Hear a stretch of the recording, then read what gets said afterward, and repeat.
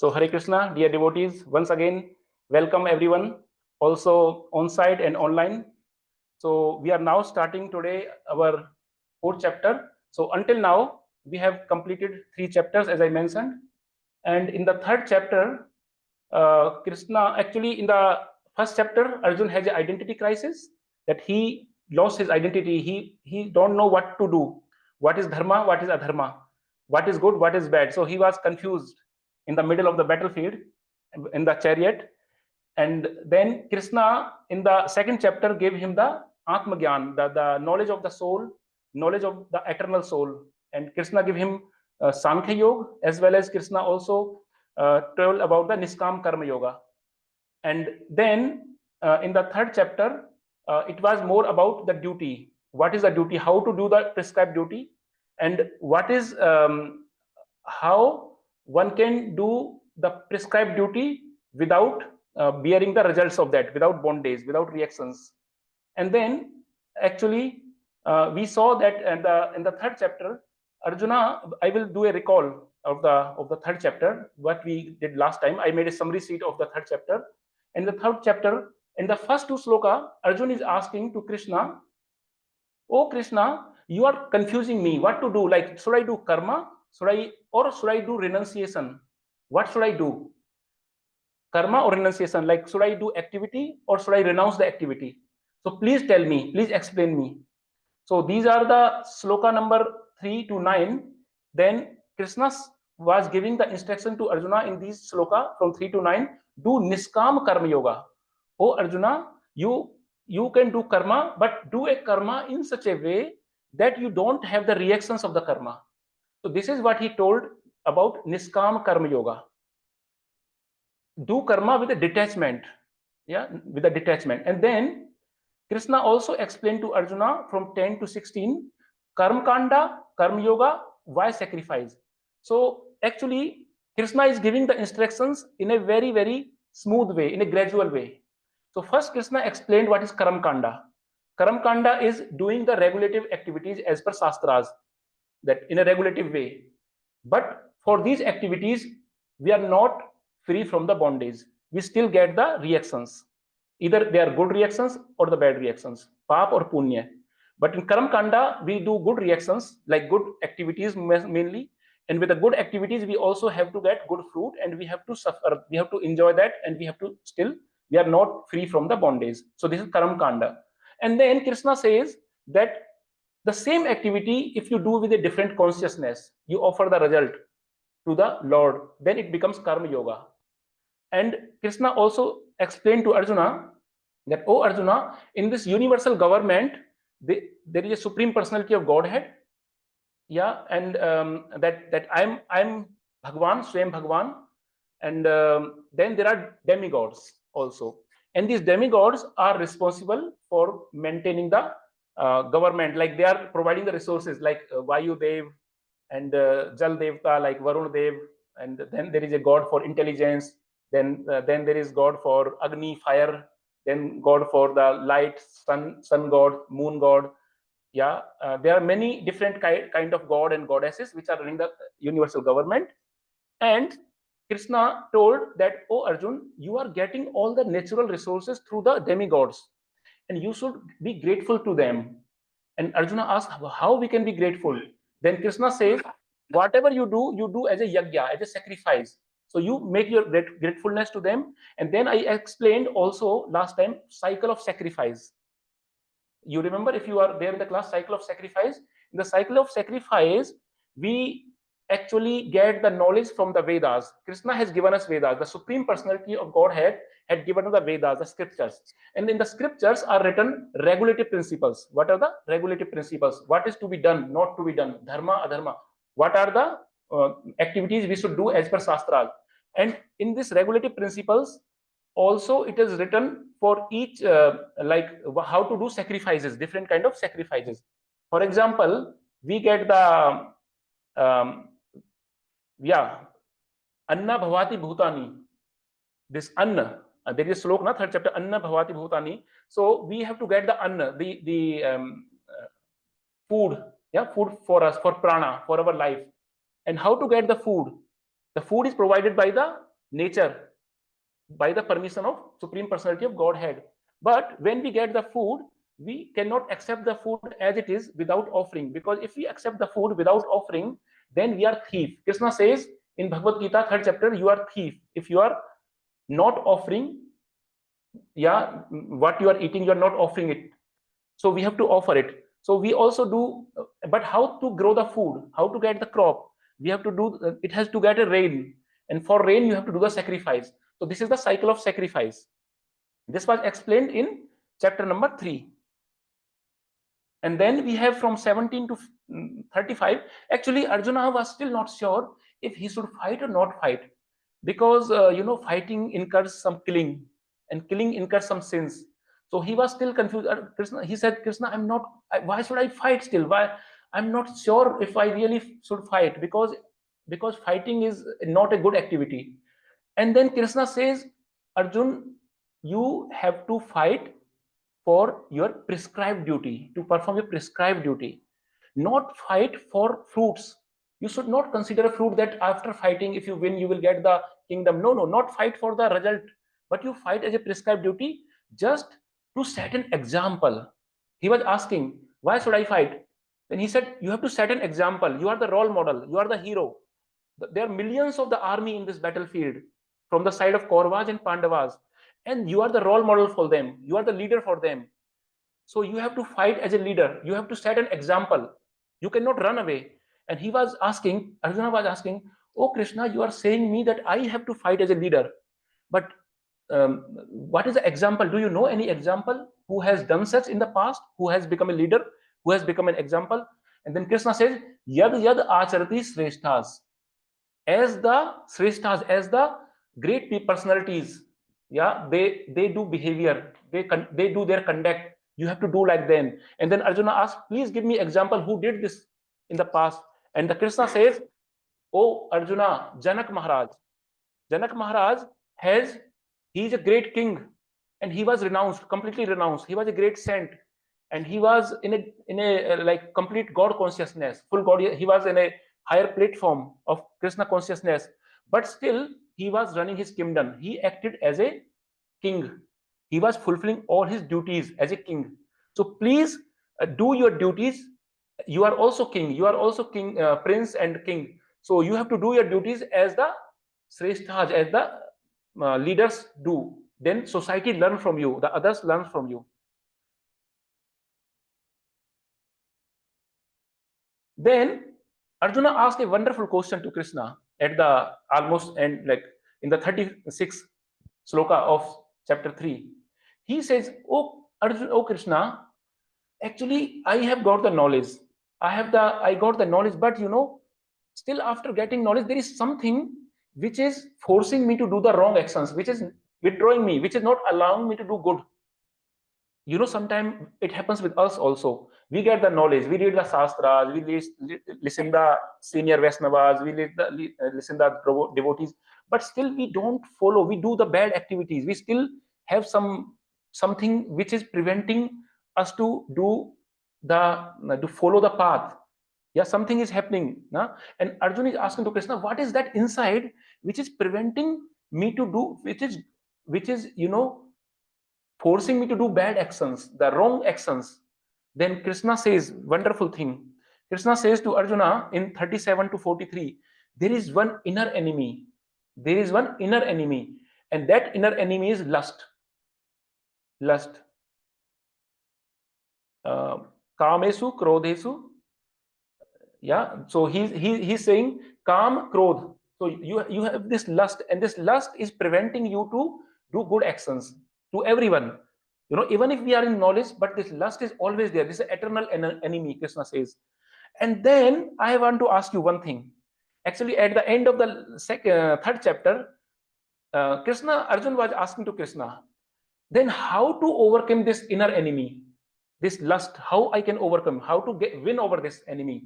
So Krishna gave one wonderful answer. And now I would like to ask you, what was that answer Krishna has given to Arjuna when Arjuna was asking to Krishna, how I can win my inner enemy? So anybody who want to say from the online group also, What was the answer of Krishna to Arjuna? Yeah, we are asked to the online, then we also. Srishti, you can mute if anybody want to answer this question.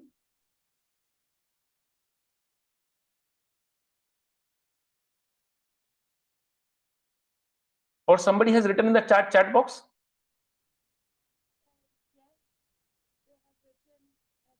Maybe I can read. I'm also seeing the chat box. Yes, we have got one answer. We have many answers actually in the chat box. So I can see that with the help of my spiritual strength and spiritual intelligence. Yes. Bharat, what you want to say? Bharat want to also answer. What you? Can you repeat? What? Strength and intelligence, spiritual strength and spiritual intelligence. So with the spiritual strength and spiritual intelligence, we can, Krishna told this to Arjun, that with the spiritual strength and spiritual intelligence, you can win over the enemy. And this is not for Arjun actually. Arjun is acting as an instrument. So Arjun is talking on behalf of us. So this is for us, all of us. We all are fighting with this enemy every day. And this enemy we can fight with spiritual strength and spiritual knowledge, transcendental knowledge, spiritual intelligence. And there another answer which somebody says vairagya, and somebody write bhakti, and then somebody write not to attach with the outcome of our actions, and then other write spiritual intelligence and strength. Yes, wonderful. Your answers are very good, all of you. That we can, yeah, of course, with bhakti, spiritual strength and spiritual intelligence comes from bhakti, and vairagya is also important. Yes. And not to attach with the outcome of our actions. Okay, wonderful. Thank you so much for your answers and listening very attentively. So now we go to the next slide. With this, now we have got an overview of the last chapter. Now I would like to discuss you something very important. Before I move to the fourth chapter, I have to discuss something important.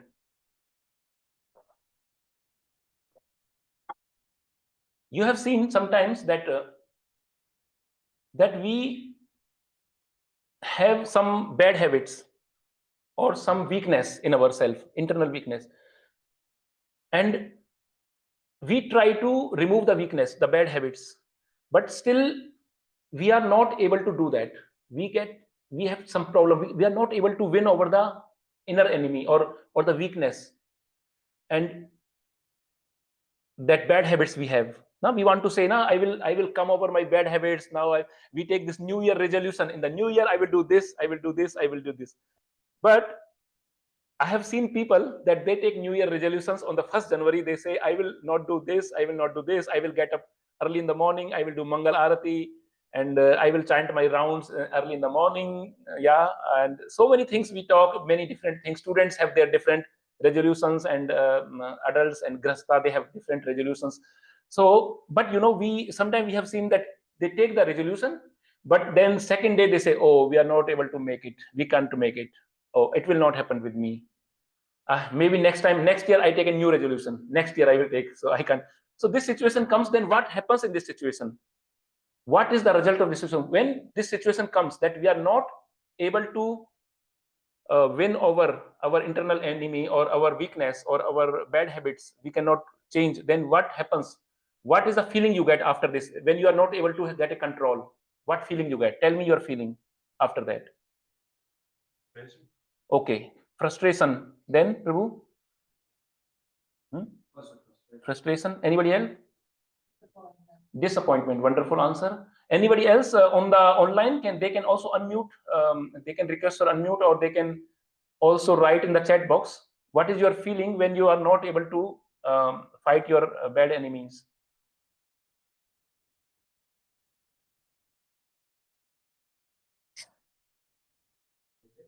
Regrets. Yes, wonderful. We have got good answers. You're right. I was also looking for some other answer, but it's also like your answers are quite matching, like self-defeat, We say unmotivated, demotivated. Oh, I can't do it. Embarrassment. We get embarrassment that we are not. So this is the situation of Arjuna in the field, because Arjuna was there in the battlefield to fight the battle, and he was the greatest warrior of the time, and he has won all the wars. But today, in the Kurukshetra, in the middle of the armies, he is getting some weakness of the heart. Karpanya doso. Yeah, he's getting weakness of the heart. And Krishna is his charioteer, Supreme Personality of Godhead. He's the charioteer. And Krishna is saying, Arjun, what are you doing? You are here for fight. You are a Kshatriya. This is your dharma. This is your duty. And now you are running away. You think people will say you are very kind-hearted, you are merciful? No, they will not say. Your opposite army, the Duryodhana, Karna, and other, they will not say you are very kind-hearted and compassionate. They will say you are coward, Kair, they are coward. They will say that you are running away. You are not the man. So they will not give you reputation, but they will give you a bad reputation. So Arjuna was getting this weakness of heart, and he was not able to fight. And he realized at one point, because he was crying. You see in the picture, he was crying, and he put his bow and arrow. He was sitting on the chariot, and he was saying like this, I can't fight. He was shivering. He has tears in the eyes.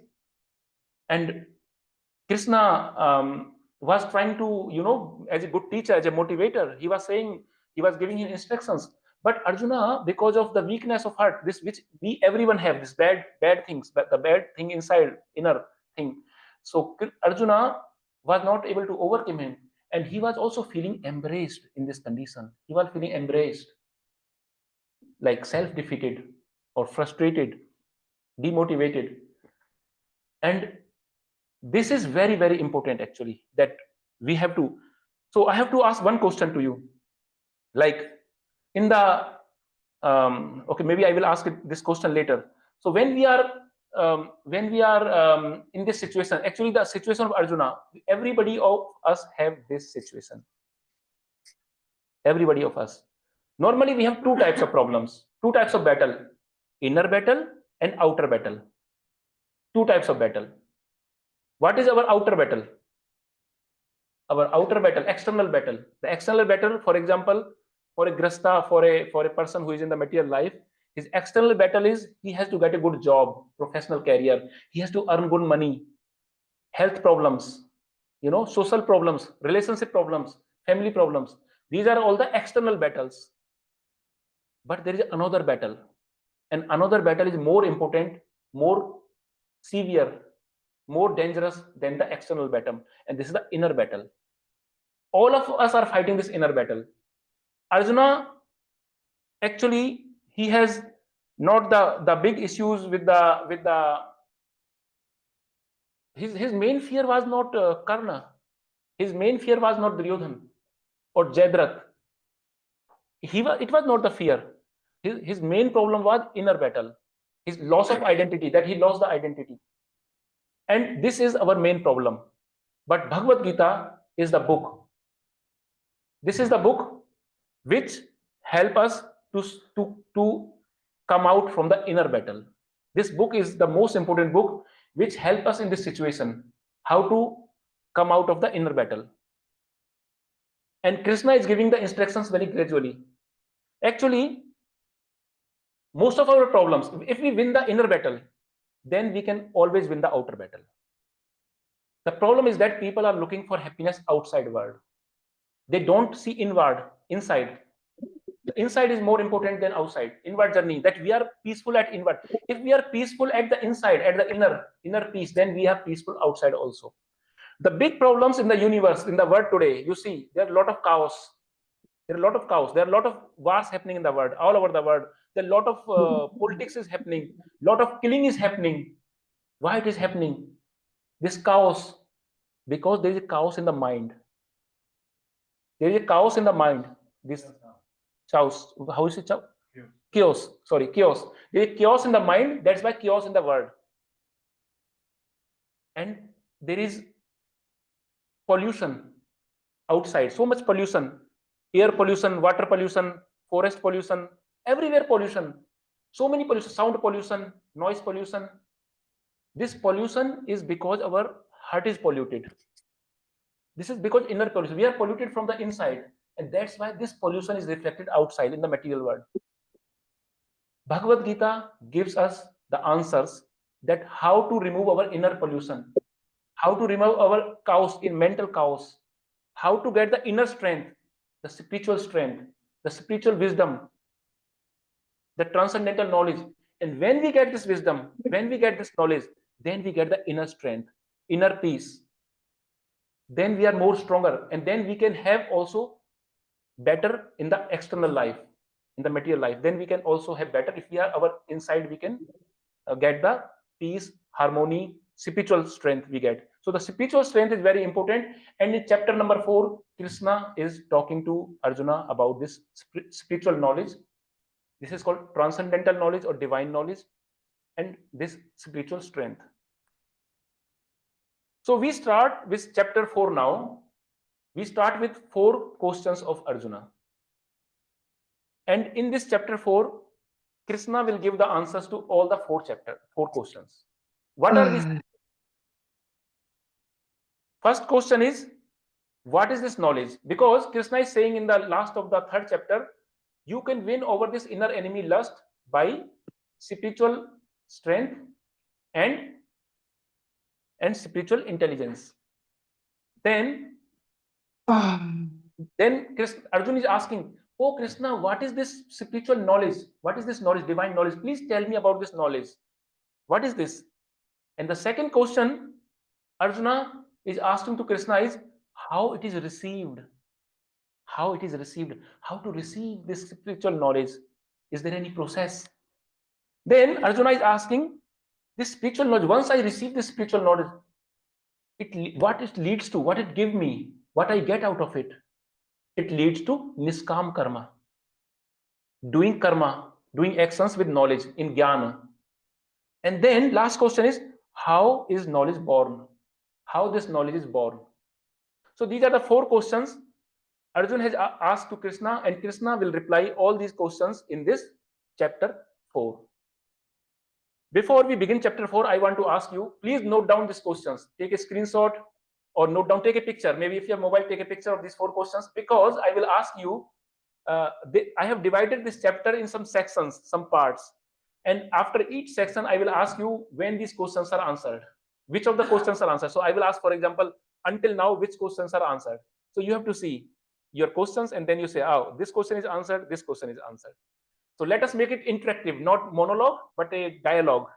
So take the pictures and take a screenshot, and then we will. I will ask you later on which questions are asked at which part of the class.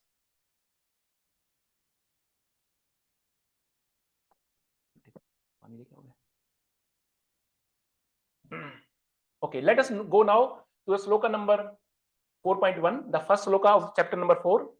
Sri Bhagavan Uvacha Imam Vivasvate Yogam Proktavan Aham Avyayam Vivasvan Manve Praha Manur Ikshvavate Bravet. The Supreme Personality of Godhead, Lord Sri Krishna said, I instructed this imperishable science of yoga to the sun god, Vivasvan. And Vivasvan instructed it to Manu, the father of mankind, and Manu in turn instructed it to Ikshvaku. So this is a very important sloka. Here, Krishna is saying something very, very important to Arjuna. Very important point. Krishna is saying, and Krishna is here, Supreme Personality of Godhead, Sri Bhagavan Uvacha. We discuss Sri Vijay Gauranga Jayal Nitaya ki, Sri Prabhupada ki. So here, Sri Bhagavan Uvacha. As I mentioned in chapter number 2, Sri Krishna is mentioned as Sri Bhagavan because he is the Supreme Personality of Godhead. That's why it is his name is Vyasdev is writing Sri Bhagavan Uvacha. Imam Vivasvate Yogam Proktavan Aham Avyayam. So Krishna is saying to Arjun, oh Arjun, this imperishable science of yoga, this eternal science of yoga, at first I told this knowledge to sun god, Vivasvan, sun god. You know, solar planet. This solar planet is a god. There is a presiding deity. There is a god deity. It's called Surya Dev. And this presiding deity is Vivasvan. He's controller of the solar planet. And from this Vivaswan, his son was Manu, and the name was Vivasvat Manu.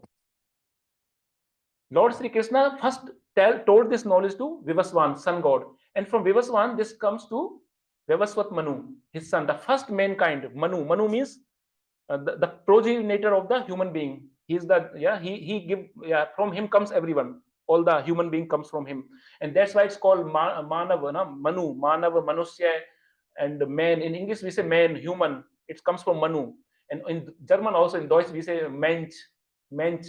The Mensch kommt aus Manu. The Manu, wir sind alle Kinder on Manu. Na? This on Manu is from Brahma, and then from sun god, and then sun god comes from Kashyap Rishi, Aditi Kashyap, and from that this whole thing comes. So here Vivaswan, and Vivaswan is telling it to Manu, his son, and his son Manu is telling to the Ikshvaku. Ikshvaku is the first king in the solar dynasty. There are two dynasties, solar dynasty and lunar dynasty. Suryavans and Chandravans. Two dynasties are there. And Ikshvaku was the first king in the solar dynasty. Now I want to ask one question. There is a avatar of the Lord which appears in this dynasty. What is the name? This most prominent avatar of the Lord which appeared in the solar dynasty. What is the name of this avatar?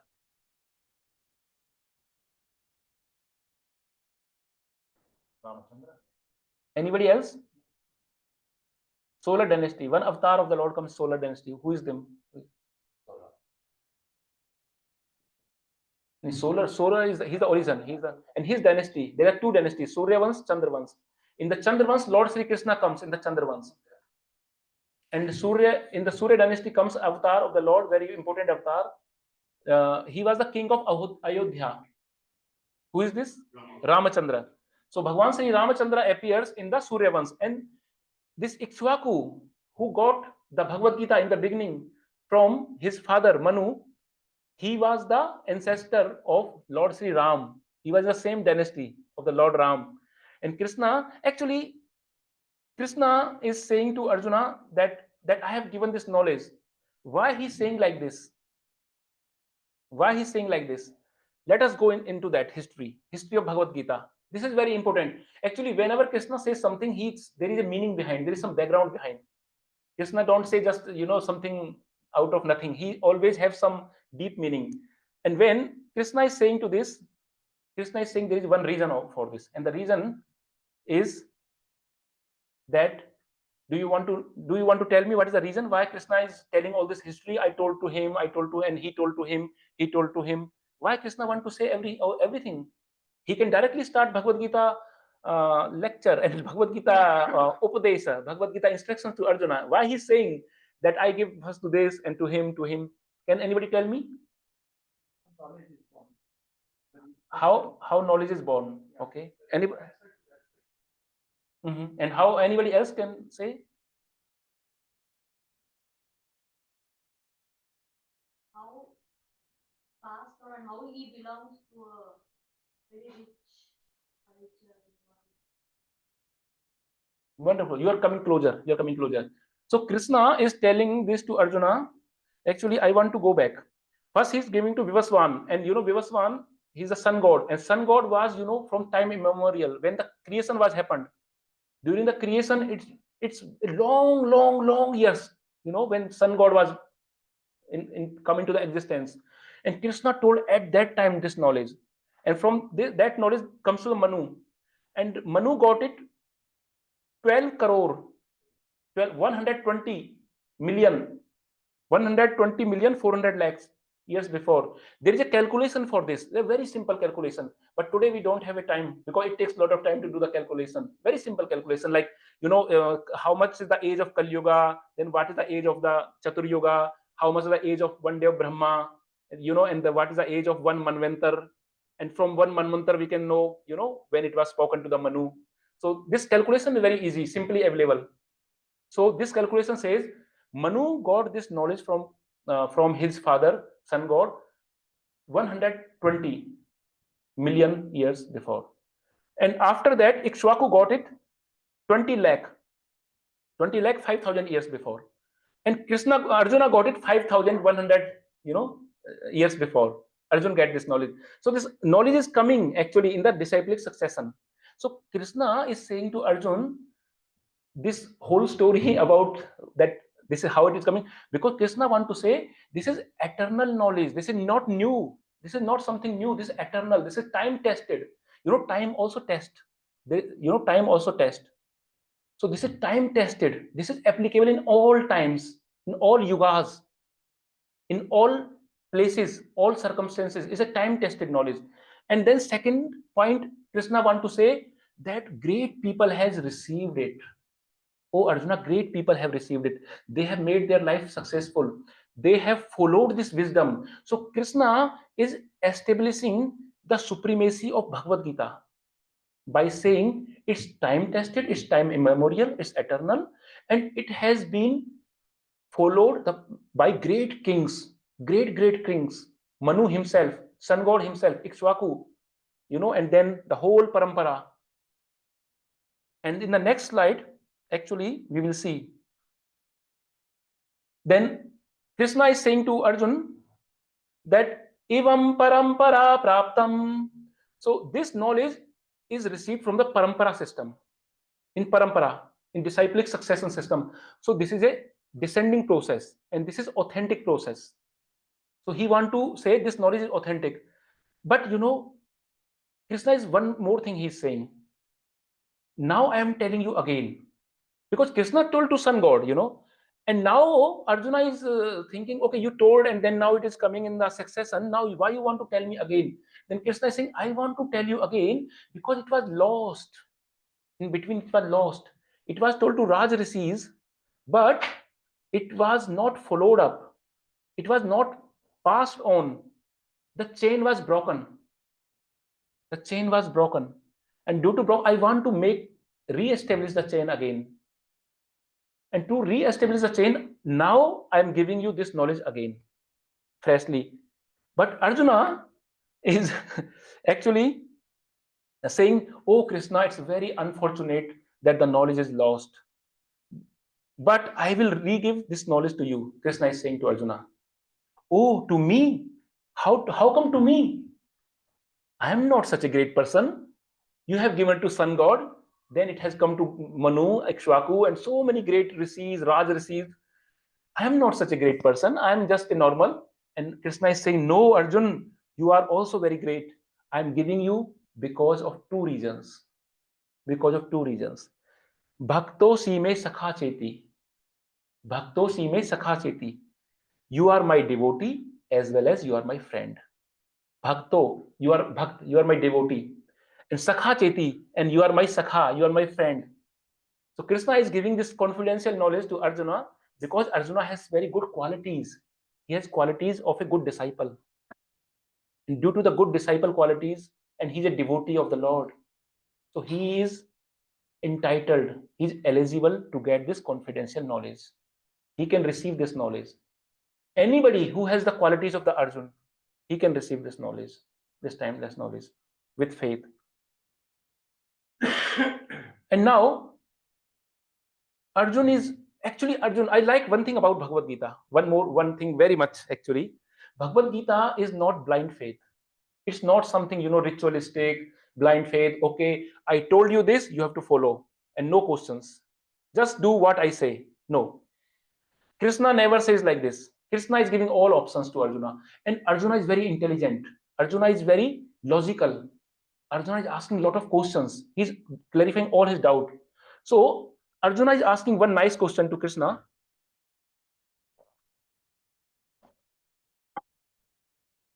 In 4.4, Aparam bhavato janma paramam janma vivasvatah. Oh Krishna, Vivasvan was millions years before. He is time immemorial, in the beginning of the creation. And you are just, you are now. So how you have given this knowledge to Vivasvan sun god? It was so eternal, and you are of my age. We born almost together. You are of my age. So how you give this knowledge to sun god? Because Arjuna is very logical. He is not believing something blind faith. And this is also sadhaka. A sadhaka who is following on a spiritual path, he's always asking questions, always inquisitive, and asking questions very humbly in a submissive mode. So Krishna is saying to Arjuna, my births, both you and I have gone through many births. I have gone through, I myself and you, Arjuna, we have gone through many births.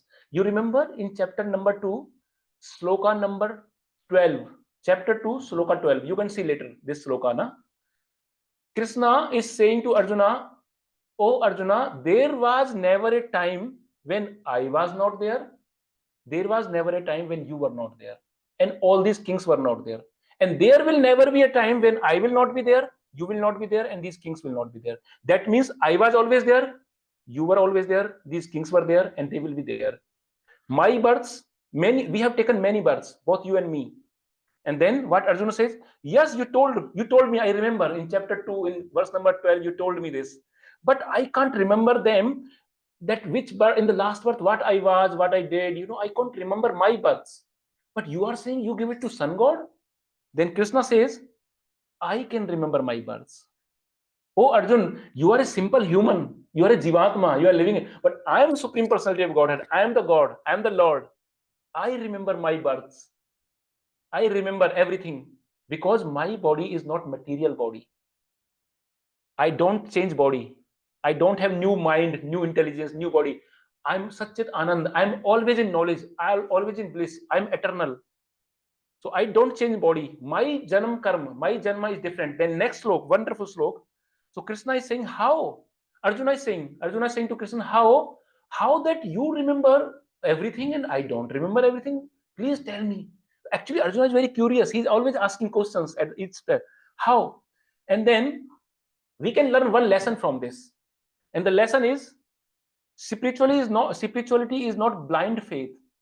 If necessary, questions must be asked to Guru. Even Arjuna is inquiring from Krishna. So this thing I also explained now. Spirituality is not blind faith. A good disciple, a humble disciple always asks questions to his Guru. And we should ask spiritual questions more. And this is the lesson we learned from Arjuna. Now, Krishna is saying about this Divya Gyan, this transcendental knowledge. Krishna is now saying, Ajopi san avyatma, my appearance, my birth is different. Oh Arjuna, my appearance and my birth is different. Unborn is born. I'm unborn. Ajo means unborn. Avyatma means which is imperishable, which is eternal, which is imperishable. Unborn, Krishna says, when I am born, it is like unborn is born. Ajo. Now I want to give one analogy to you. You know rising and setting of the sun. You know rising and setting of the sun. When the sun rises in the morning, the sun rises in the morning and set up in the evening. So when the sun set in the evening, do you say that now sun is dead? Sun is dead. And when tomorrow morning it will again come, it is born again. The sun is born. Sun is taking birth. No, it is just appearing and disappearing. Like sun is always there. Sun is always there. But it is getting disappear from our eyes. So it is appearing and disappearing. Similarly, Lord is not taking birth like us material birth. He is appearing and disappearing. That's why the birth of the Lord is called appearance. Appearance of the Lord. And when he complete his Leela, then it is called disappearance. Like sun is always there, Lord is always there. But there is appearance and disappearance. So we go to the next slide now. Now, actually, Arjuna is asking again, Krishna, you says you are appearing, disappearing. Just I want to know from you, when and where? When and where do you appear? Please tell me, when and where? And Krishna says to Arjuna, sorry, I have to just make it because my phone was ringing. Yada yada hi dharmasya glanir bhavati bharata abhyuthanam adharmasya tadatmanam srijanyaham. Now Krishna is answering to Arjun, very famous slok from Bhagavad Gita, chapter 4, slok number 7.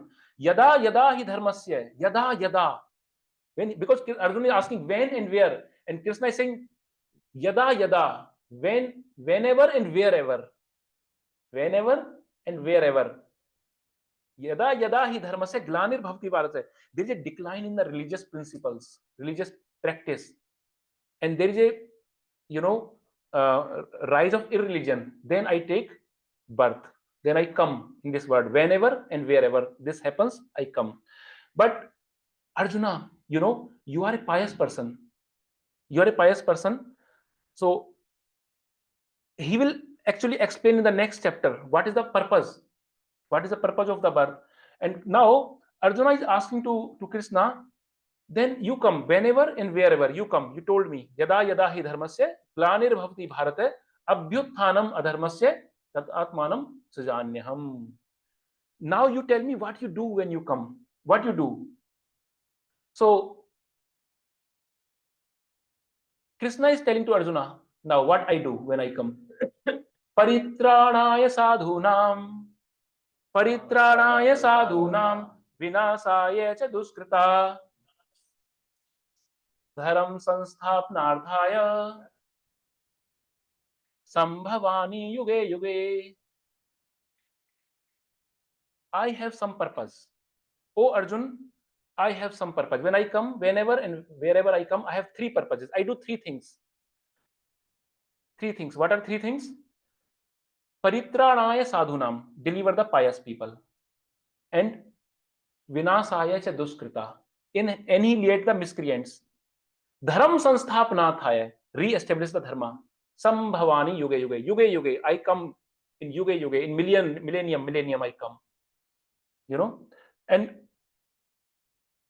why Krishna has come this time then? Deliver the pious. He is saying, Arjuna, you are pious person, and your four brothers, Yudhishthira Maharaj, Bhim, Nakul, Sahadev, and you five brothers are pious. And now you are in big trouble here in this Kurukshetra war, and I want to save you, I want to protect you. You are my devotee, you are pious. So to deliver the pious people, I have come.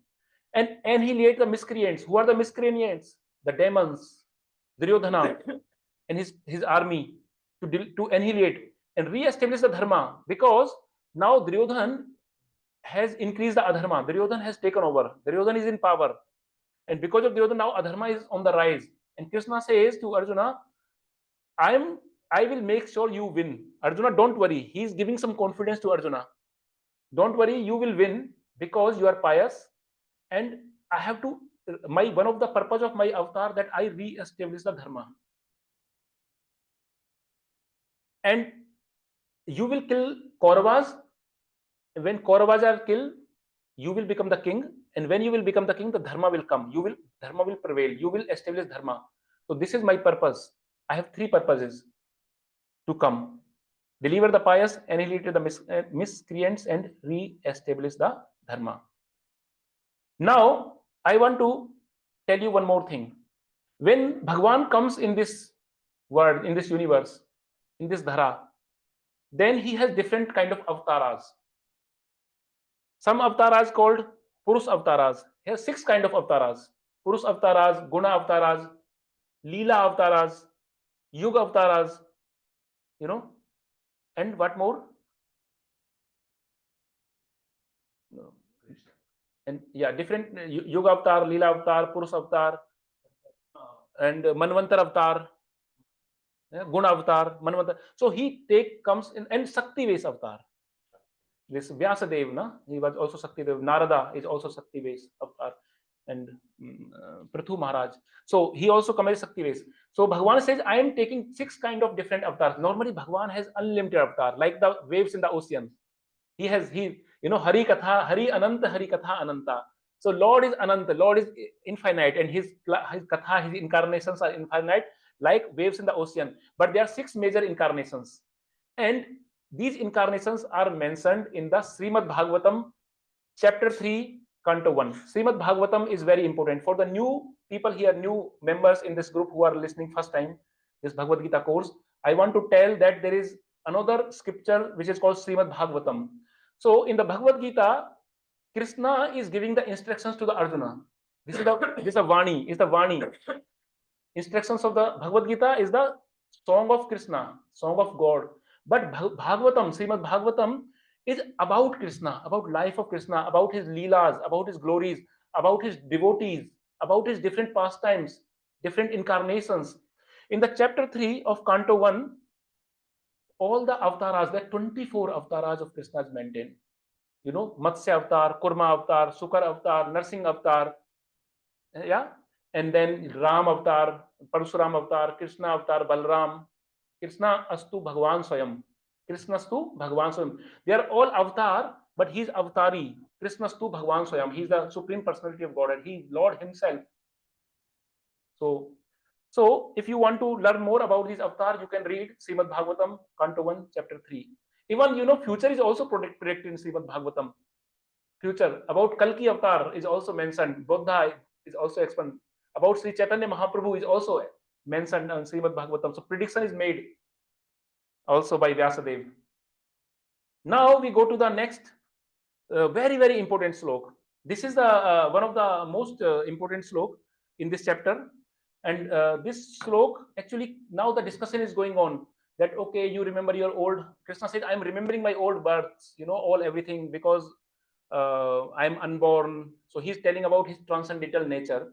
And now Krishna is saying to Arjuna in 4.9, Janam karam che me divyam evam yo veti tatvatah tyakta deham punarjanma naiti mameti. So Arjuna, Janam karam che me divyam. Oh Arjun, my activities are uncommon and transcendental.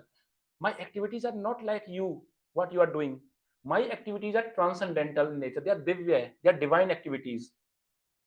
Then Arjun says, if one really understands it, what does one get? So if somebody understand this divine activities of Krishna, what he gets, what is the benefit of that person? Then Krishna says, win over army, win over army, win over enemy. If you know about my transcendental birth and appearance and disappearance, birth and disappearance, then you will win over your enemy. So which enemy he will win over? Which enemy he is talking, Arjuna? I want to ask you the question. Ego. Internal ego. Okay. Internal enemy. Lust. Okay, lust. So let us see what is the answer. So he's not talking about which enemy like Karna or Duryodhana or Jadrath. He's talking about lust. Lust gives fear, and fear gives anger. Actually, Bhagavad Gita is very scientific. It is telling us everything in a scientific way. And if you read it, actually, today we have less time. I have one nice case study example. Maybe we can discuss after the class during the prasadam time how lust is the eternal enemy, the origin of everything. And from lust comes fear. And from fear comes anger. And by anger, we lose our viveka, our buddhi. We lose our anger. What is good, what is bad. So it starts from the lust. And Krishna says, if you understand the divinity of my appearance and disappearance, my birth, then you can win over your inner enemy, your lust. And then there will be no fear. Janam karam che me divyam evam yo veti tatvatah takta deham punarjanma naiti nameti. So Arjuna, you will get free. What is the result? What is the result of this? Freedom or liberation. Takta deham punarjanam na vidyate. There will be no birth in this material of existence, the ocean of material existence. If we really understand by truth, we have to understand in truth, in tattva, in absolute. This is the absolute truth. And now I have one question. I told you that in the beginning I will ask you a question. Now Krishna has already asked some of the questions. The 4 questions were asked by Arjuna. Now you check your 4 questions. You have photographs of this. You have taken pictures. Which 4 questions? And now Arjuna, Krishna has answered these questions. So now I want to ask you, which questions have been answered by Krishna now, until now? We have already covered 9 slokas or 10 slokas. So which questions are answered? Please tell me.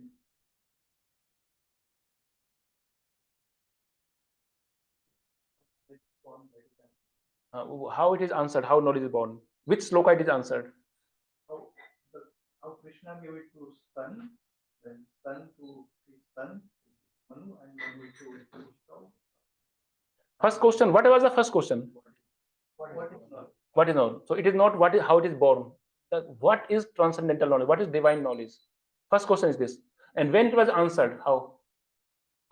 And which sloka Krishna answered what is divine knowledge? Anybody from the chat box? Srishti, can you read out some answers? You can listen me all? You can hear me?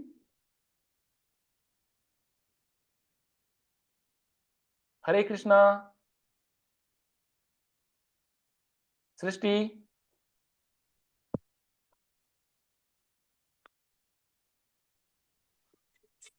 Hare Krishna Prabhuji, we can hear you. Yes. Okay.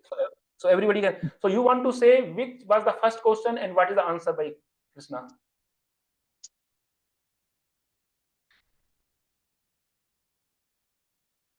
Okay. No answers? No.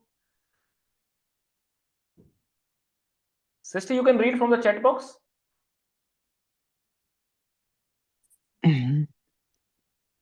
Hare Krishna Prabhuji, can I read? Yes, please. Please. The answer is how is the knowledge born? The shlok number is 4.3.1.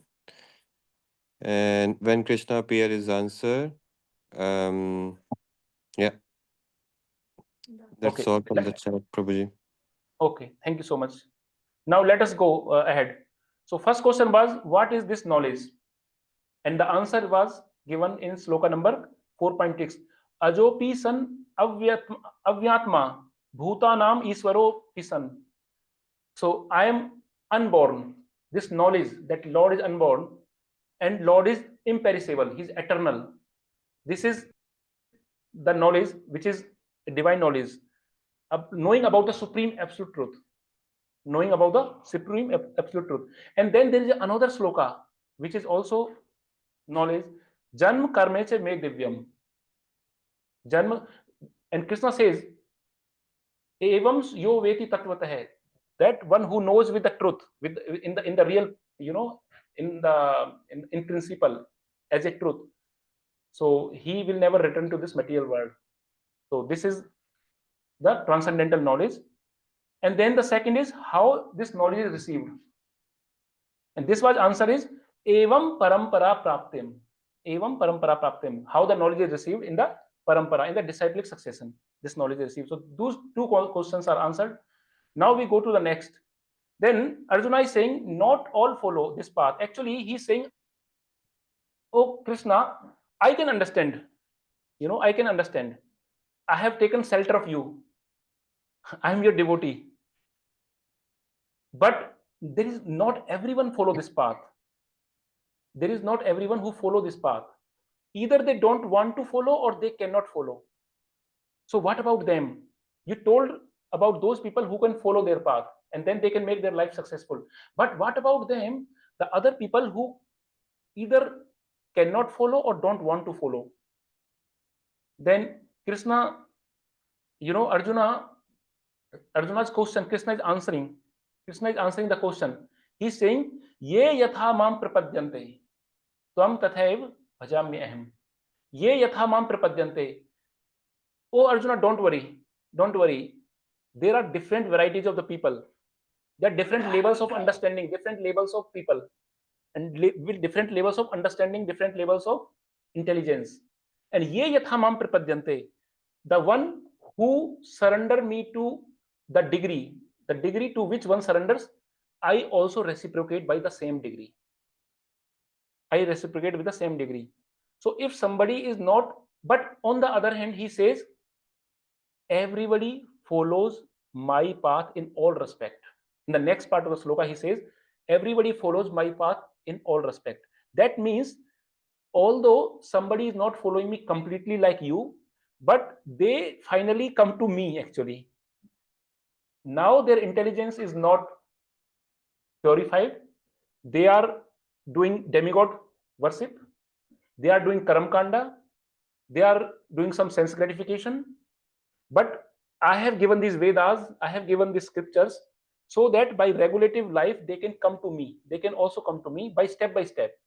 So Krishna don't want to exclude anyone. This is one good quality about Krishna. We know that there are people with different level of intelligence, but Krishna says for everyone there is something for everyone. Everybody can follow my path, but at a different level. So now he says, as all surrender unto me, I reward them accordingly. Everyone follows my path in all respects. So Krishna says there is one path. Oh Arjuna, the one path which I have given you. The center theme of Bhagavad Gita, Bhakti Marg. This is the direct path. One can come to me through Bhakti path directly. It's a direct path. But there is another path.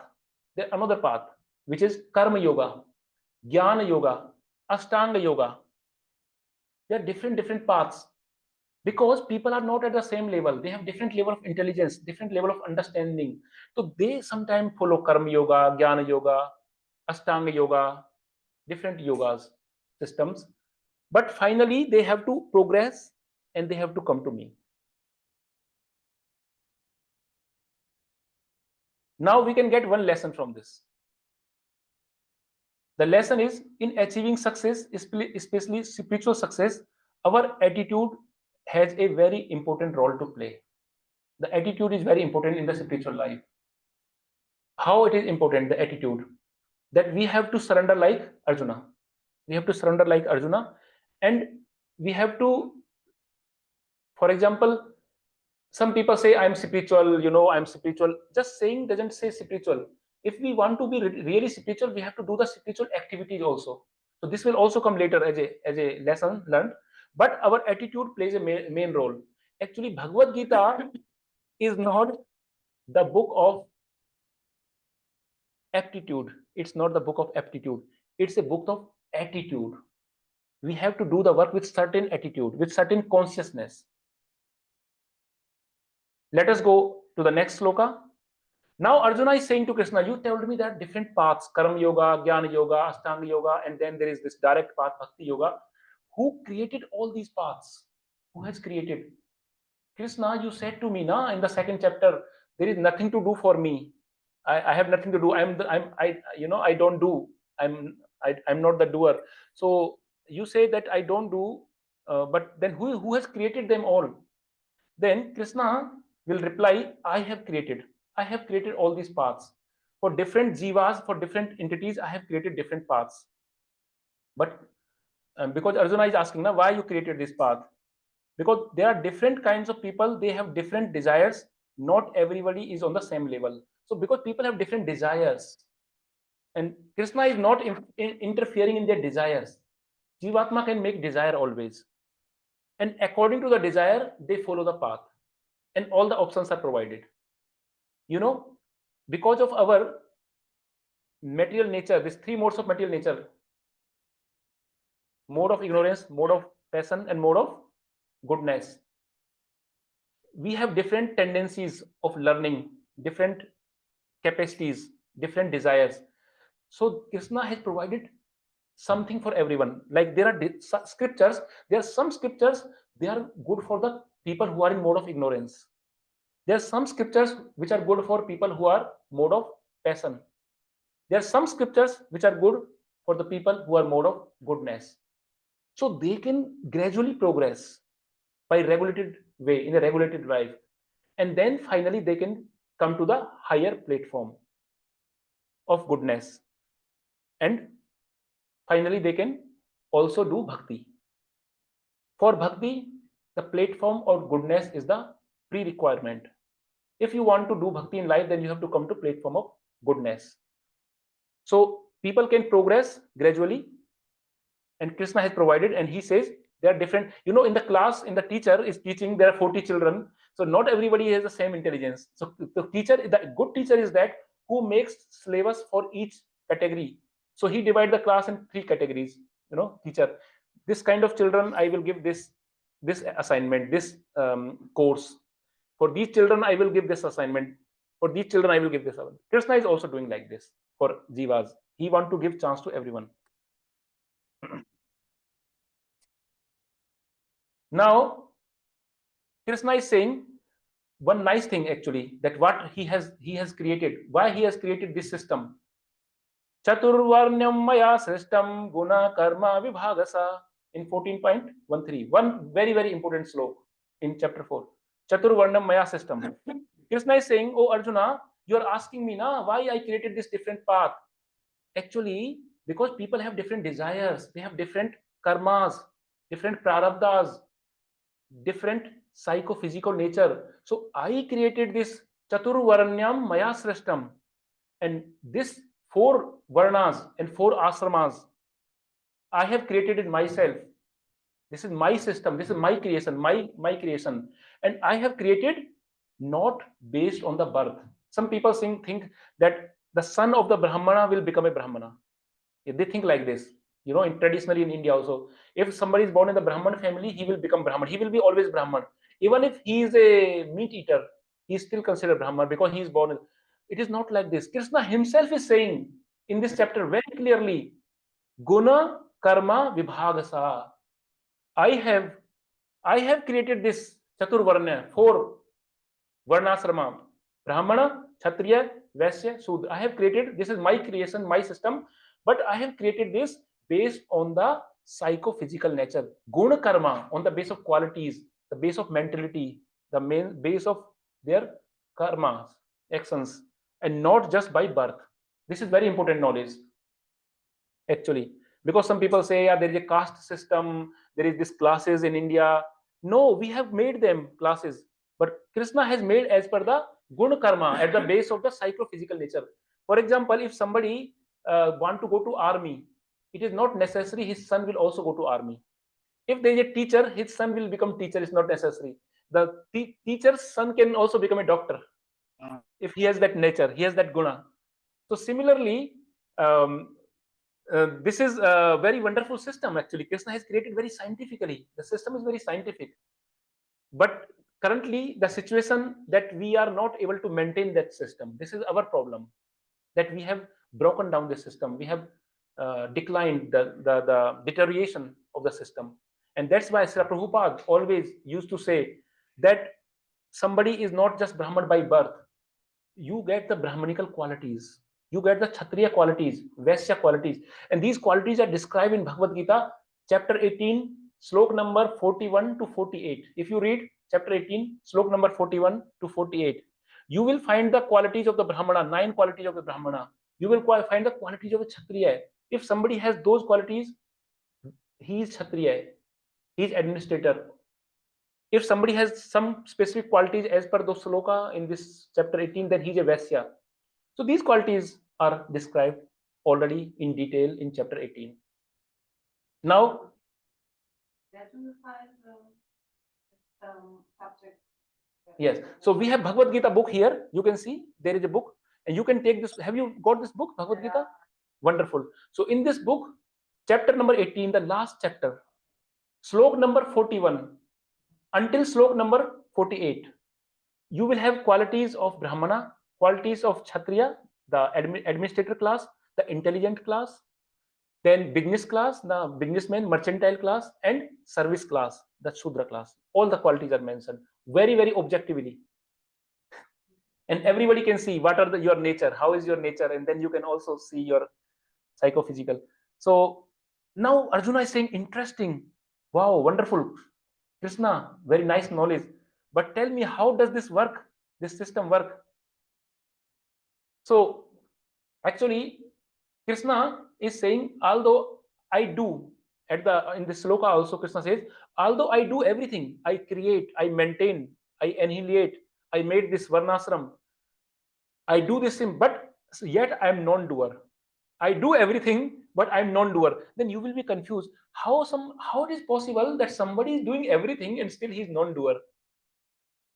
This question comes, na? So Arjuna is asking this question to Krishna. It is very interesting. You are doing everything. You have created this whole universe. You are maintaining this universe. You are annihilating.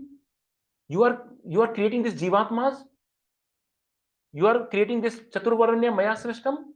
You are doing everything, but still you say, I'm non-doer, I don't do anything. How does it work? And then Krishna says to Arjuna, Oh Arjun, I do not aspire for the fruits, for the result of my work. I do not aspire for the result. I do it niskama. I don't have any attachment. I do it with detachment. And that's why I have this feeling of non-doership. I am non-doer. I don't attach with this karma. And he is guiding to Arjuna, you have to follow my way. You have to also do your karma like this. You have to fight.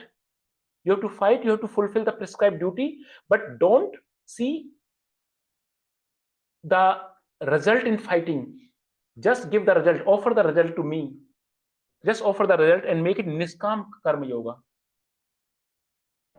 So this is explained in chapter number 15, which I told you. Learn this art of work and do your duty accordingly. There is a way of art of work, art of doing duty. It is not that we just do something. There is a consciousness, there is an attitude.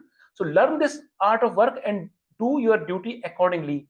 Like many in the past, you will also conquer the inner battle and be very victorious. Very wonderful. Krishna is answering our problems. Arjuna is just a medium. Arjuna is just an instrument. He's uh,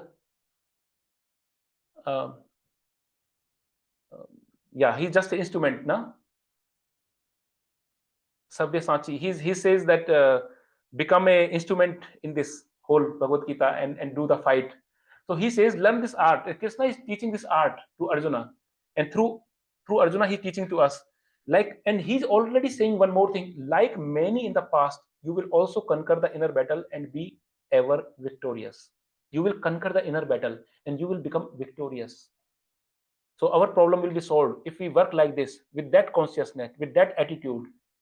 But now Krishna is always saying to Arjuna, you know, many people in the past did it, and he's giving always some examples. What is the reason? Why?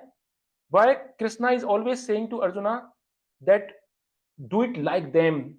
Why he's always saying like this? Do you know? That do it like them. He's always making some example. He's vergleicht, he's comparing with someone. He's saying because he said, na Janak Maharaj, because you know you want to get some examples, because sometimes you may think, oh, it's a theoretical knowledge, in Bhagavad Gita it is written, we don't know, it can be applied in the real life. If we can really follow these principles, it's very difficult, it's not easy. Yeah, you can write something in the book, but is it really practical? And that's why Krishna always gives some example to Arjuna, that in the past great kings have already followed it. Everybody, they have followed it. It's not theoretical, it's practical. It's practical wisdom. So he said, like many in the past, you will also conquer the inner battle and be victorious. He's giving the examples from Janak Maharaj. There is 12 Mahajana. 12 Mahajana. They are the like people who are following dharma. And these 12 Mahajana are like Lord Shiva, Lord Brahma, Narada, Vyasa, Sukdev Goswami, Kapiladev, Prahlad Maharaj.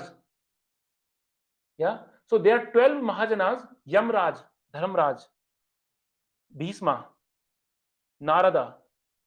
So these 12 Mahajans are there which are following the Dharma as per Supreme Personality, as per Lord has given in the Shastras. In the 6th canto, in chapter 3, there is a definition of Dharma. Dharmam to Sakshat Bhagavat Praneta. What is Dharma? Dharma is what Krishna has said, what Lord says. What Lord says is Dharma. And these are 12 personalities who has followed the Dharma.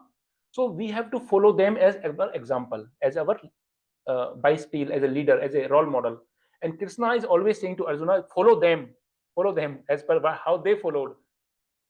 So this is such a practical thing. Now Arjuna is saying, Arjuna actually is not asking the question now, but Krishna is seeing the face of Arjuna. And Krishna can read the face because Krishna is friend of Arjun. And the friend know each other. The friend know what is going on inside my friend's mind. Although Arjuna is not asking the question, but Krishna knows, oh, he's getting confused now with this niskam karma, doer, non-doer, how we can do and still non-do. So Krishna is seeing the face of Arjuna that he's still not understanding. And then he says next thing. He says to Arjuna, oh Arjuna, kiya karma kim akarmeti. The intricacies of karma are difficult to understand, even for the wise. Even the wise people, they are not able to understand this karma, the karma siddhanta. You know, one time, Yudhishthira Maharaj, the elder brother of Arjuna, he was asked a question. Can you explain the intricacies of karma, the karma siddhanta? And what Yudhishthira Maharaj says? Yudhishthira Maharaj says, no, I cannot explain the karma siddhanta, the intricacies of karma. It's very complicated. It's very complicated. So Arjun was, Krishna is giving some hope to Arjun. Don't worry, don't worry. It is normal. Other people have also not understand this. So, but slowly I will explain you further. Then Krishna explained three things to Arjuna. I told you in the last chapter about these three things. In the chapter 3, I told you also, but now he's repeating again because he want to make it sure. He want to explain to Arjuna. And what he says, there are three types of karmas: karma, akarma, vikarma, and akarma. Three types. Normally, when we put a, there is a word a, suffix a, prefix a, then it makes opposite meaning. Then vidya, avidya. Vidya means knowledge, avidya means ignorance. Then jnana, agyan. Gyan means also knowledge, and agyan means no knowledge, ignorance. And when you put a, then it becomes opposite meaning. But here it is not becoming opposite. There is a karma and then akarma. Karma means when you do, let me come into the next slide. So karma means when you do pious activities, good deed as per shastras, following the shastras, doing some sacrifice, some regulative principles. So you can do as per shastra is pious activity, and you get good result out of it. You get a good result. But when you do vikarma are the activities against the shastras.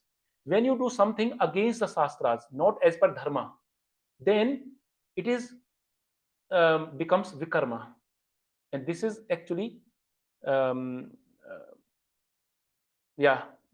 like killing someone. If there is a soldier, there is kshatriya, and he is fighting a war, and he is killing someone in the war field, he is awarded by the government, by the king. The king award that, okay, you killed the enemy, I give you award, because he is doing his duty as a kshatriya, as a military man, as an army man. But the same person, he has a gun, he kill his neighbor privately. He is not on the duty, but he kill his neighbor. This is not karma. This has become vikarma. This is against. The same person who was killing in the war was awarded by giving a medal by government. Now he is giving jail. Now he will go to the jail, and he is doing the same activity. He is killing in the war also. He is killing, and neighbor he is killing. But now it becomes vikarma because it's against the shastra, against his prescribed duty. So pious activity, sinful activity give bad result. Pious activity give good result. We get the result. It is not that we don't get the result. And this result binds us in the material nature. It's a binding. It's a bondage. But there is another way of doing karma, which is called akarma. When you put a doesn't mean that you don't do any karma. It is not. It doesn't mean that you don't do karma. That okay, I do akarma means I don't do any karma. No, akarma means you do karma for pleasure of Lord. Spiritual karma. It's called spiritual karma. You do karma. It's not that you renounce the karma. You don't renounce the karma. You do karma in consciousness, in God consciousness, in Krishna consciousness, for the pleasure of the Lord. And now Krishna is saying to Arjuna that when you do this like this, there is no fruitive reaction. There is no reaction, neither good reaction nor bad reaction. Then you are free of bondage. You are free out of the bondage of the karma. And I am telling you to fight. Arjuna is saying the fighting is bad. Na? It's killing the people. It's sinful reaction. But now Krishna, the Supreme Personality of Godhead, is saying, and when Arjuna do this fight for pleasure of Krishna, it will become akarma. Because now he is doing not his own will, whimsically. He is not doing whimsically. he will fight on the will of Krishna, on the order of Krishna. And since he's fighting on the order of Krishna, he's doing for the pleasure of Krishna. And since he's pleasure of Krishna, he's pleasure of the God, there is no result, fruitive result, there is no bondage, there is no reaction, and it is liberating. So this becomes akarma. And this is now my question to you. What Bhagavad Gita teaches out of things like this akarma, this karma, vikarma, and akarma. Karma and vikarma gives bondage, and akarma gives liberation. So what is the message of Bhagavad Gita? Which kind of karma Bhagavad Gita teach us?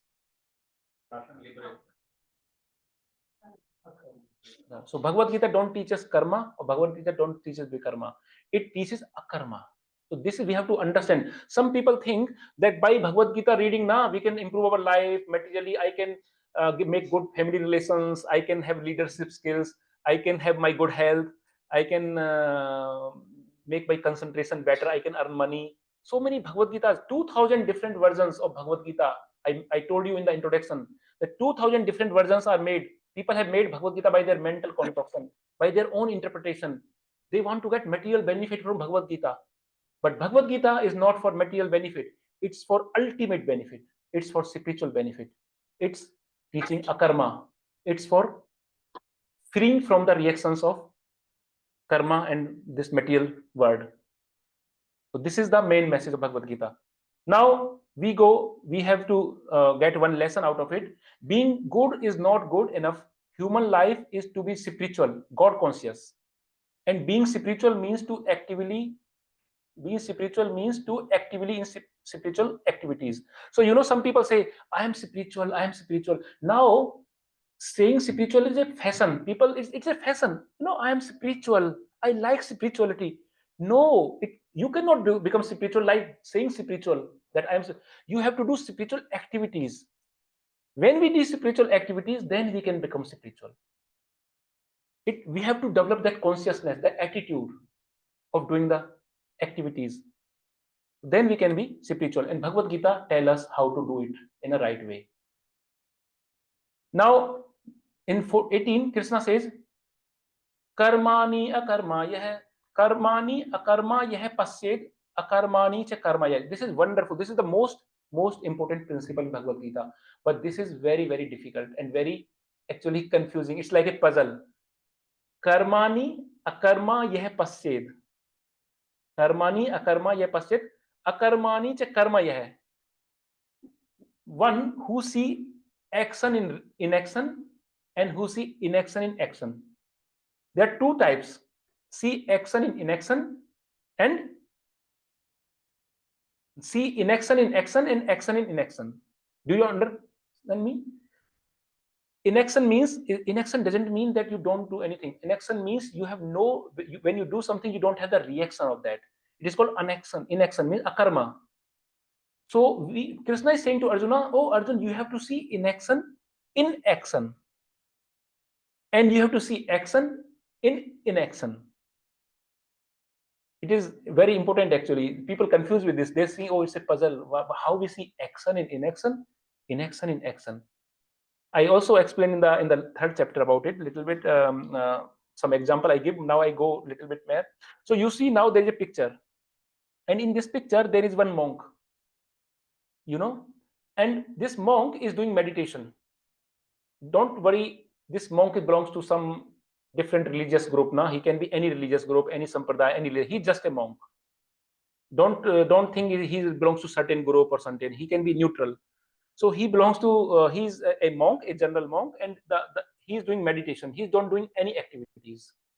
Most of the time he's doing meditation. He's always japa, meditation, or dhyana yoga, or he is not doing any physical activities or anything else in society or any seva. He's not doing physical seva.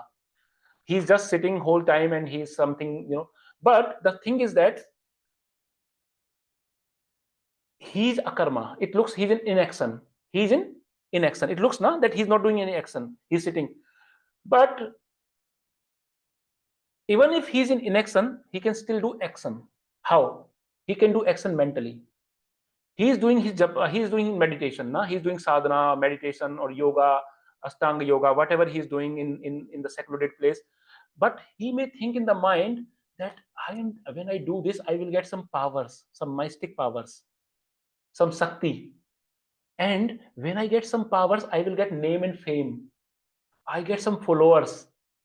And from followers, name, fame, people, then I get some power. I will do some mind reading. I can read the right. These people, they get power.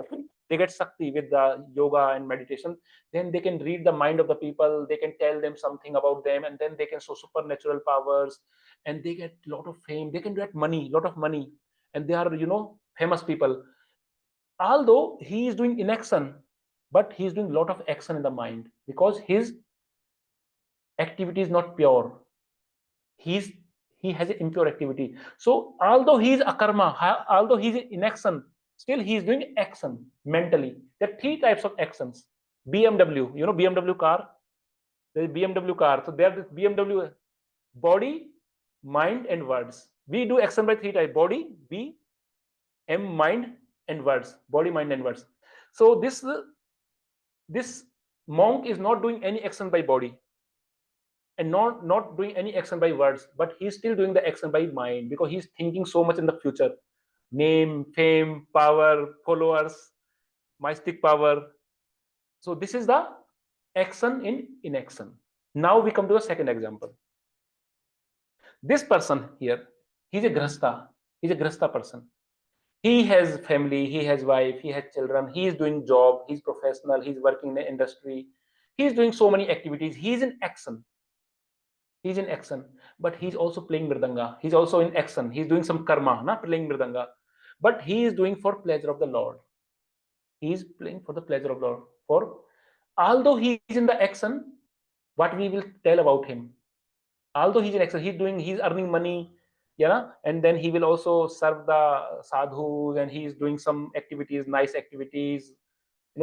Although he's in action, he's under activities, but still he is inaction. He's doing, you can see him doing action, but he is doing inaction. His karma is called inaction. So this is called action in inaction and inaction in action. Do you follow me? This is a very, very important concept for Bhagavad Gita, actually. If you want to understand Bhagavad Gita, you have to understand this concept: action in inaction and inaction in action. How to see this? This is all matter of consciousness and attitude. Now, Arjuna is saying, very mysterious, very mysterious. Oh, this is very mysterious. What are the symptoms of such a worker? Arjuna is actually very, very logical. He's asking questions every time. He's not like blind faith. You told me something, I believe it. That's it. No, he's asking questions. Oh, Krishna, it's very mysterious. How I understand action in inaction, inaction in action. Are there some person really living this inaction in action? Now he want to get an example of a personality or people who are living inaction in action. That you see that they are doing some action, but actually they are in action. They are doing akarma. So he's asking this question: what are the symptoms of such a person? How such person looks like? How he thinks? And now Krishna is answering that there are 5 qualities of such a person. He executes all the duties with the following attitude.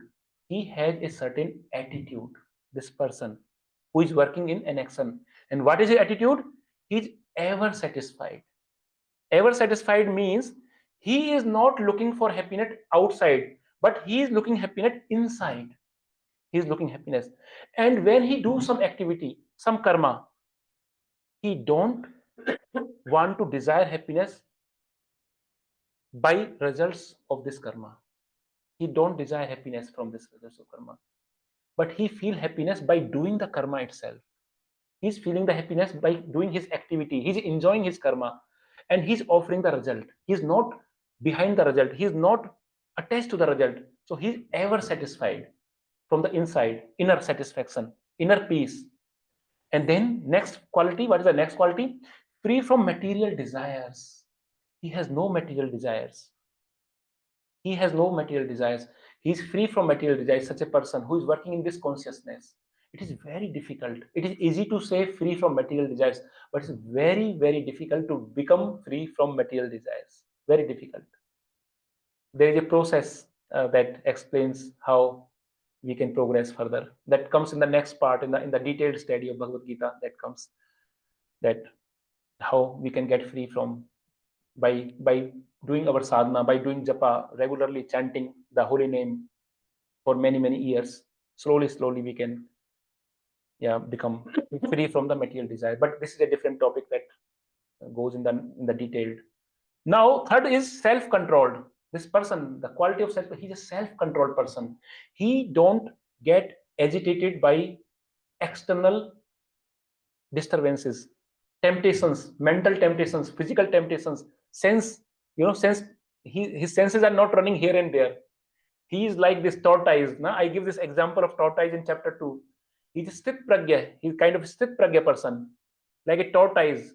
A tortoise, he always get all his senses inside the cell.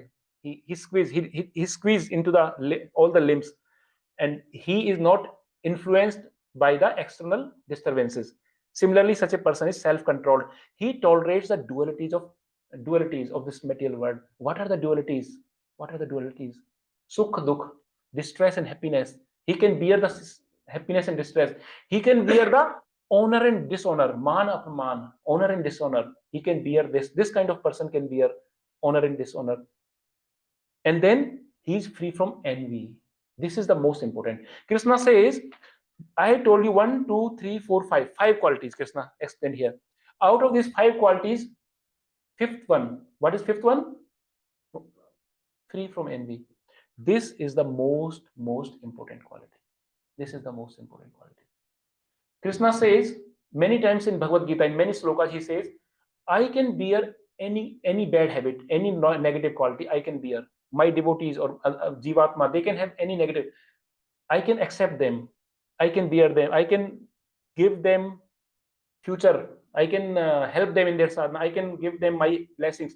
But if somebody is envious, then I don't like him. I don't like the envious person. And I don't reveal my knowledge to an envious person. I will throw him in the ocean of material existence for time immemorial if he is envious. Krishna don't like envious person. Who is envious person? We will get in the next chapters. What is the definition of an envious person? How to get rid? Krishna will explain to Arjuna in the future chapters. There it will come this topic again. And now, if you have all these 5 qualities, and now you do your work as a sacrifice. We discussed the different kind of sacrifices in the last. What is a sacrifice? Yagna, that you offer as a sacrifice, work as a sacrifice. And if you work with 5 qualities, do your karma as a sacrifice, as a yagna, with transcendental knowledge, but with the knowledge, with the jnana. If you combine everything as a package, then you are at the stage of perfection. This is akarma. Then you already achieved that goal.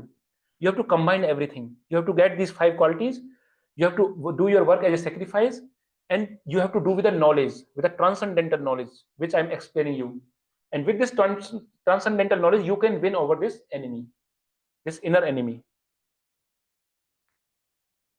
And actually, I made one slide because some of the last slide now, when I was doing the class and I was telling what is a yagna, what is a sacrifice, then I got some questions from these members that that they want to know what are the different kind of yagna, what are different kind of sacrifices. Some people think that yagna is a fire sacrifice. Only when you say swaha, swaha, then we put this samagri, this matter in the fire, that yagya. Then people say this is sacrifice. No, this is one of the sacrifice, but there are many kind of sacrifice. Krishna is explaining all these sacrifices from sloka number 24 to 29. Different kind of sacrifice. 5 sacrifice is only one kind of sacrifice. And he says demigod worship is also a sacrifice, that you are doing demigod worship. This karam kanda. Brahman worship. Some people are just doing Brahmana, impersonal Brahman, the Brahmajyoti worship. This is also sacrifice for the Brahmajyoti, the impersonal aspect of the Lord. Then some people are doing mind control. They are doing so much of Ashtanga yoga, so much of sense control, that they are just doing their sacrifice for mind control. They are doing in that. Then some are doing sense enjoyment. You can do sense enjoyment by regulative principles. It is described in the Shastra how to do sense enjoyment, but by regulative way. This is also yagna. This is also sacrifice. Then self-control, atma bal, atma self-control, atma niyantran. In Sanskrit, atma niyantran. Then you do charity. Charity means dan yagya. Then you do austerity. Austerity is also the tap yagya. This is called tap yagya. Dan yagya, tap yagya, mysticism, siddhi for there are 8 type of siddhis. You get different kind of siddhis. Na? Mysticism, mystic yoga, mystic powers. Then you this study of scriptures. Study of scriptures. This is also a yagna. This is also a and pranayama. You do this pranayama, na? Like take a long deep breath, then release the breath, then you make it stable. This pachaka, rochaka, then kumbhaka. There are different kind of prana vayu, apan prana. There are 5 kind of prana vayus. Then this is also yagya when you do this controlling, Ashtanga yoga. So these are the different. Now I have one question to you: is this different kind of yagya have one purpose, or they have different purpose? What is their purpose when you do these yagyas? Different yagya. Do they have one single purpose, ultimate purpose, or they have different purpose? Okay, we have less time, so I will answer. They have one purpose. Finally, they have one purpose, but they are doing gradual improvement. They are doing step by step. The purpose is to get spiritual advancement. When they do this, they get spiritual advancement by doing yagya. Doing this yagya is better than doing without yagya, doing with a different consciousness, with the karam kand way, or that it is better to do in a yagya with a sacrifice. So this will improve you spiritually, like it will help in spiritual advancement. And different people do in different levels, actually.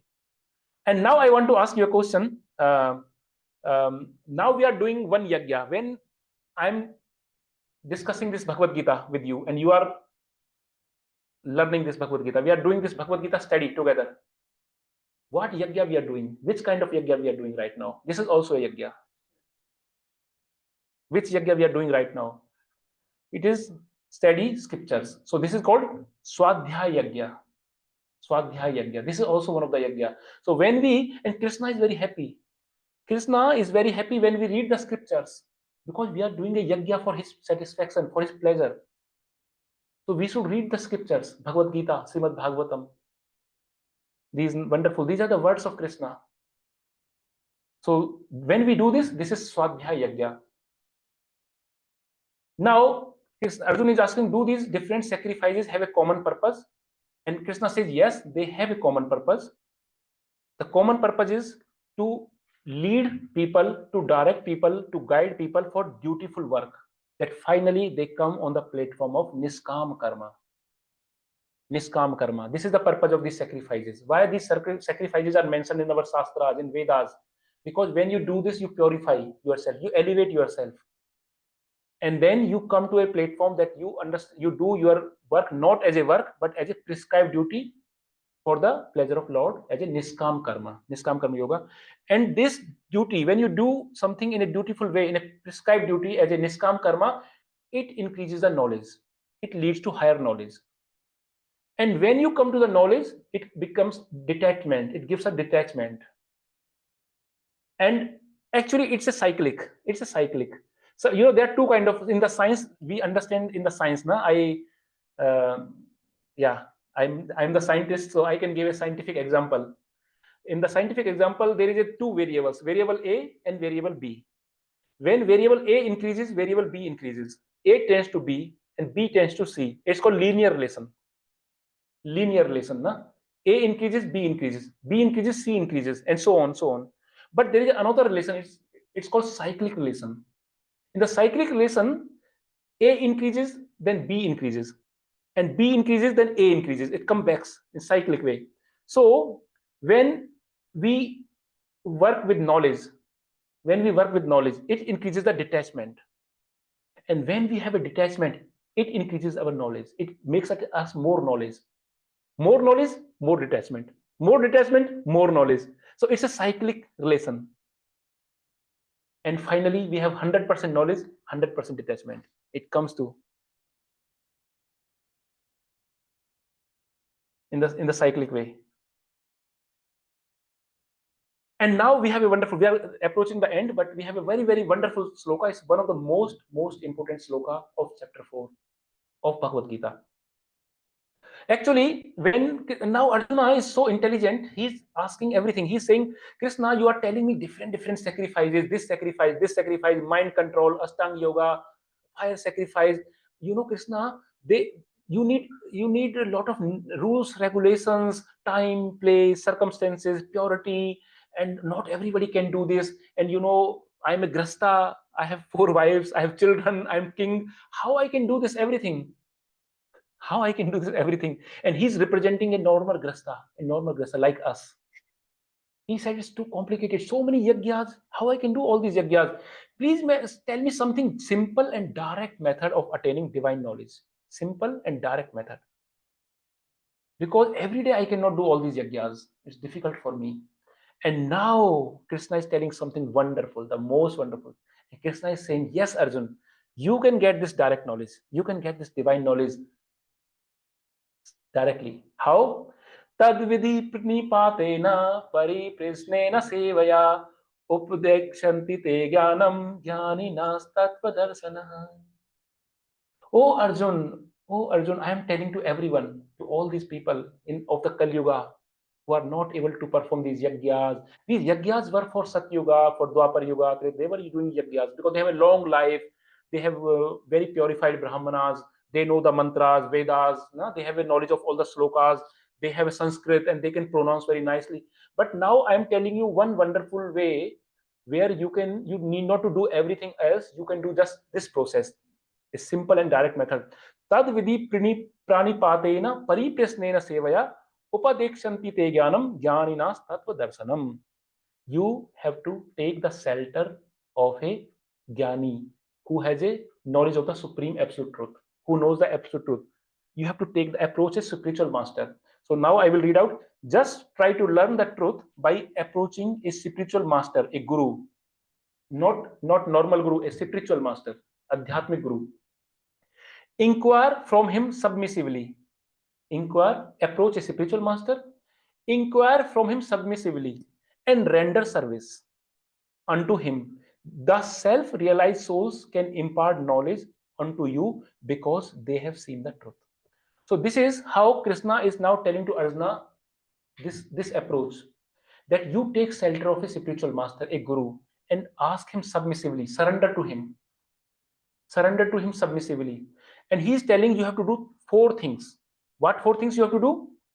Approach a spiritual master, approach a guru, and ask him, inquire to him. Asking is very important. If you approach spiritual master and don't ask questions, especially spiritual questions, Krishna is not saying you ask to guru that how I will get a new house, how I will marry to a nice girl, or how I can marry my son. And then if you ask these questions to spiritual master, they are not the questions. Krishna is not asking these questions. Krishna is asking that you have to ask about the knowledge of spiritual knowledge of self-realization, God realization. You have to ask this knowledge, inquire, and submissively you have to surrender him, and you have to serve him. You have to serve him. It is not that you go there and ask him like a press reporter. Na? The press reporters, they just go and they ask challenging questions. They put the mic on the maze and then ask challenging question. This is not the culture. This is not the Vedic culture. Asking question like a press reporter is not the Vedic culture. Asking questions should be asked in a submissive mood, in a surrendered mood. Pariprasnena sevaya, by serving with gratefulness. This is the message we learned from here. And now there are 3 qualities, the one lesson learned from this. 3 qualities make one a perfect student. Arjun was a perfect student. And what are the 3 qualities? Eagerness. One should have eagerness to learn. I want to learn. I want to ask questions. The problem is that people are not eager. They say, I know everything. They think we know everything. We don't want to learn anything new.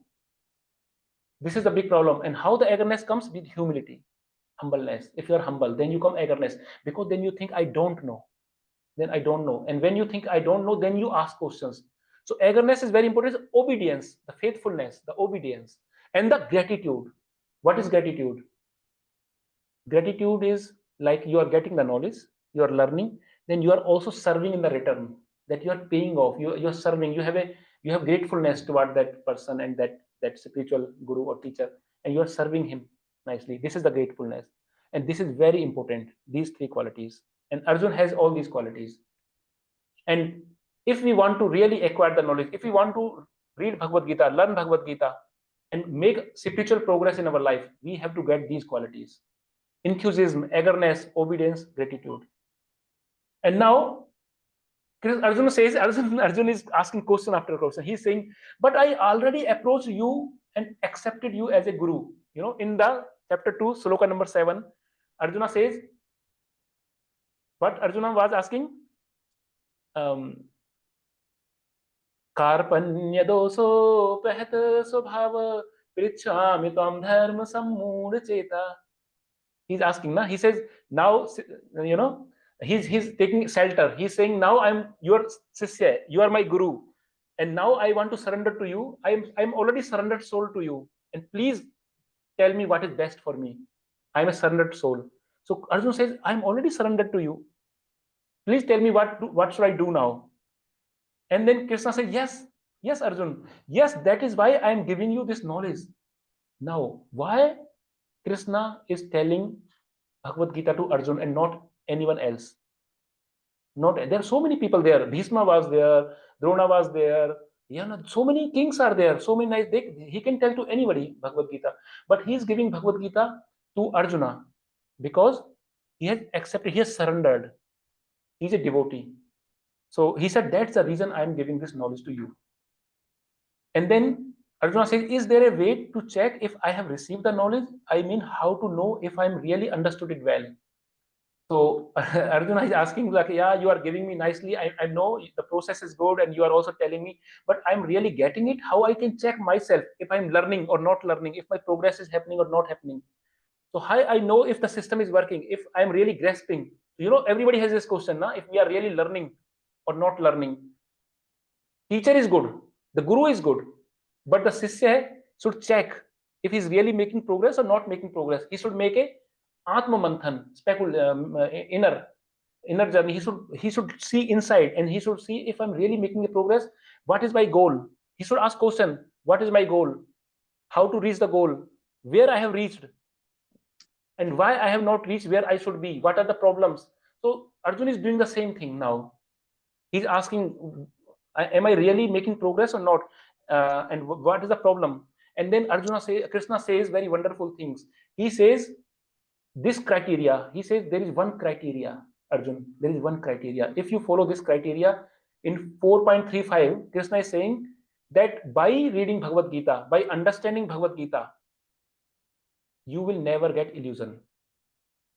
There is a sloka which says this 4.35.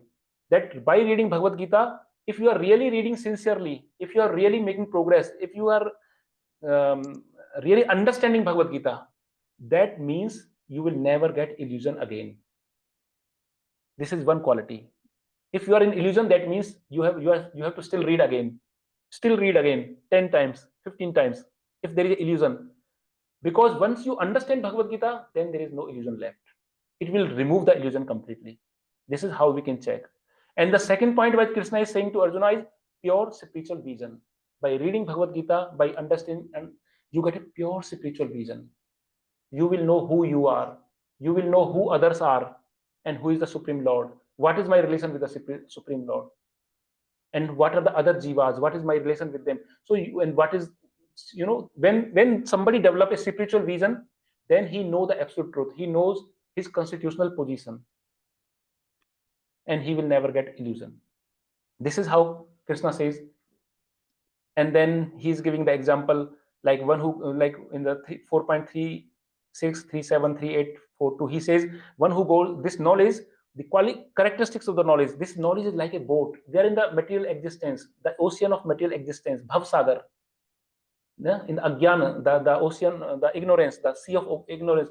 If we try to cross this by swimming, we will die, or we will swim, we will drown. You cannot cross the ocean by swimming. You need a boat. In boat you can cross without drowning. And how this boat is, what is this boat? This knowledge, this transcendental is that knowledge, the boat. And this boat can cross you the material existence, the ocean of material existence. And then Krishna says this knowledge is also like a fire, because if there is a filthy place, if there is a impure thing, the sun rays are falling, they purify that place, and the fire purifies everything. Similarly, we are doing so much sinful reactions, and when we have this the knowledge is like a fire, this transcendental knowledge like a fire, all our sinful reactions will be purified. Because when Krishna is telling Arjuna to fight means killing means sinful reaction. But because he has this transcendental knowledge, he is fighting with this spiritual knowledge, with this spiritual vision. He will not incur sin, because it's like a fire which is burning all the sins, burning all the impurities. And he also says this knowledge is also fruit. This knowledge is like a fruit. What is a fruit? There are so many knowledge in the world, in the universities, in the colleges, in the libraries, so many books, thousands, millions of books are there, and so many knowledge is there, so many gyan is there. But we don't get anywhere with this knowledge. We don't get anywhere. But this knowledge of Bhagavad Gita, this transcendental knowledge, this is the fruit of all the knowledge. This whole knowledge in the world, the whole knowledge of the world is like a tree. And the Bhagavad Gita is the fruit of that tree. So Krishna says in 4.38, "Oh Arjuna, this knowledge is like a fruit of all the knowledge. This is the essence. This is the essence of all the knowledge." And then he says in 4.42, "This is like a sword. Sword. This knowledge is like a sword. When we have some bondage of ignorance, we have some ignorance, then we can cut the bondage by a sword. We have some bondage and we use a sword. So bondage is ignorance and sword is the knowledge. So we use this knowledge as a sword to cut the bondage of ignorance. So this is also a sword." And then last sloka, Krishna is saying to Arjuna in 4.42, "Oh Arjuna, oh armed with the yoga, now you know the yoga, now you know the real yoga. Oh Bharata, stand and fight. Now you can stand and fight. So now you got the real knowledge, the proper spiritual vision, the spiritual strength, the spiritual intelligence. Now you can stand and fight." So he's motivating Arjuna as a nice teacher. A teacher always motivate the disciple. So he's motivating. So this is the chapter which is about Jnana Yoga, transcendental knowledge. We are finishing now this chapter, chapter 4, what to know and how to do with the knowledge, how to work with the knowledge. And there are 5 teachings of this art of teaching. So maybe I can go with this teachings next time in the next class, because it's already too late. So next class we can see that there are 5 teachings from this chapter. Art of teaching, like how Krishna is a teacher, how a guru should be, how Krishna is acting like a guru of Arjuna,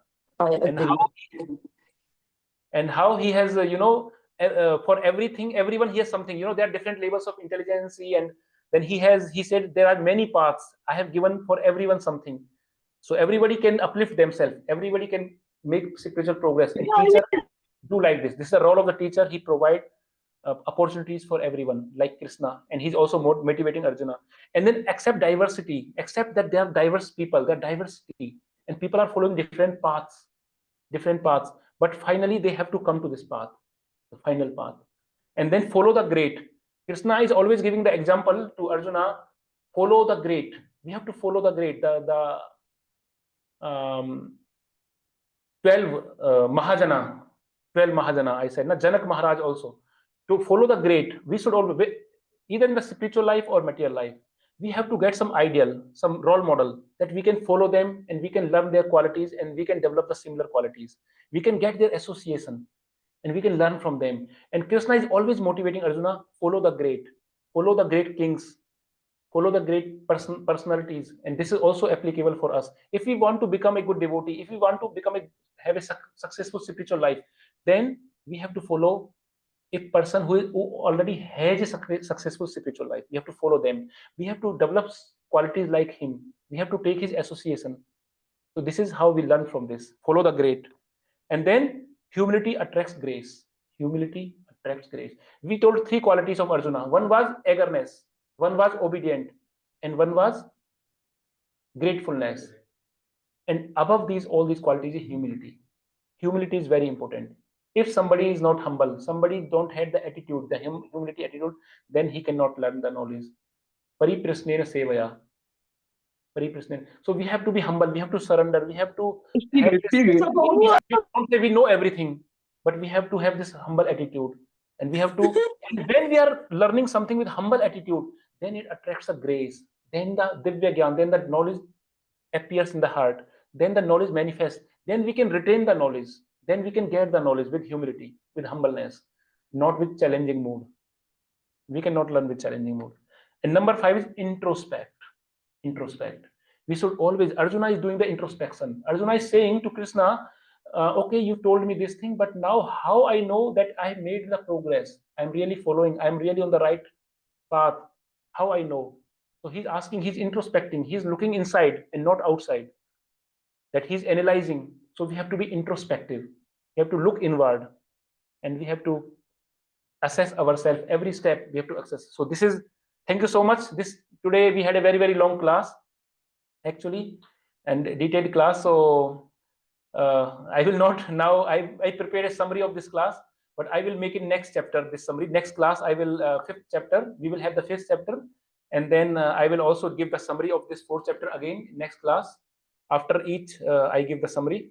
So this is the summary of this chapter, and we actually, yeah, next Saturday at 6:30 we meet again, all online and all on site, and then we discuss the chapter number 5, the inner peace. Yeah, the next chapter we will discuss. Now when he is now in knowledge and he is working with the knowledge, now what is the result of working with the knowledge, that we will see in the 5th chapter, the result of that. And I want to announce one more thing to everyone. Now we did the summary, we have an overview of this chapter, we have learned the overview with, we can also read the chapter, the slokas of this chapter tomorrow at 8:30 on Zoom. We can read chapter wise Bhagavad Gita as it is. So I'm following Bhagavad Gita as it is for this course, the authentic version of Bhagavad Gita. So what we are doing now, we are discussing this overview in this class, and tomorrow we will read the whole chapter one by one. Each sloka we will read, sloka by sloka, from beginning to the end. And we start at 8:30. So everybody is invited to join us, the session 8:30 on the June, on Sunday evening. Every Sunday we do it. And for those who are on site here, I want to say that we have prasadam for you. We have cooked prasadam. So please take the delicious prasadam. We will serve you. And we also have Bhagavad Gita copies. Those who want to take Bhagavad Gita copies, we have their Bhagavad Gita copies. We have also Sri Isopanishad book. So you can take the books also, so that you can read yourself at home. And those who are online and those who don't have Bhagavad Gita copies, I will share from Veda base tomorrow. I will share my screen from Veda base, and then you can read together. We can read the chapter from there, and you can buy the books also later on. You can get the books from temple. So thank you very much. Thank you everyone. I want to again pay my obeisances to Maharaj, His Holiness Bhakti-Bhushan Swami Maharaj, that he is blessing me. And Maharaj, I make a lot of mistakes, a lot of error I make, and this class, and whatever error I make, whatever truti, whatever error I did, apradha I did, this all belongs to me. And whatever good things or any good things you like from the class, anything you learned new, this all goes to my my Gurudev, and also to His Holiness Bhakti-Bhushan Swami Maharaj and senior Vaishnavas. I have learned everything from senior Vaishnavas and from Maharaj. And yes, if something is good from my mouth, it is from them, from the Guru Janas, and all the mistakes are my own mistakes. So thank you very much, and see you again next Saturday, 6:30. Hare Krishna. His Holiness Bhakti-Bhushan Swami Maharaj ki, Srila Prabhupada ki. And tomorrow we will also have question answer session, detailed question answer session. When we meet tomorrow, we will have discussed the question answers.